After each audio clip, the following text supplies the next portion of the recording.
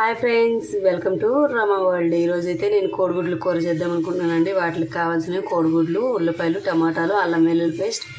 ముందుగా కోడిగుడ్లను ఉడకబెట్టి పక్కన పెట్టుకోవాలండి. ఒక గిన్నె పెట్టి స్టవ్ వెలిగించి 2 టేబుల్ స్పూన్ ఆయిల్ వేసి కొంచెం పసుపు వేసి కోడిగుడ్లన్నీ వేపుకోవాలి. కోడిగుడ్లు వేగిన తర్వాత అందులో ఉల్లిపాయలు వేయాలి. ఉల్లిపాయలు బాగా వేగిన తర్వాత కొంచెం అల్లం వెల్లుల్లి పేస్ట్ వేసి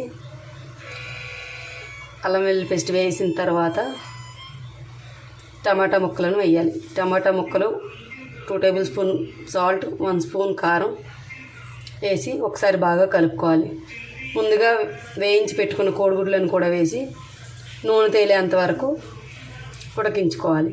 నూనె తేలిన తర్వాత ఒక గ్లాస్ వాటర్ యాడ్ చేసుకొని 5 నుంచి 10 నిమిషాలు ఉడికిస్తే మన టమాటా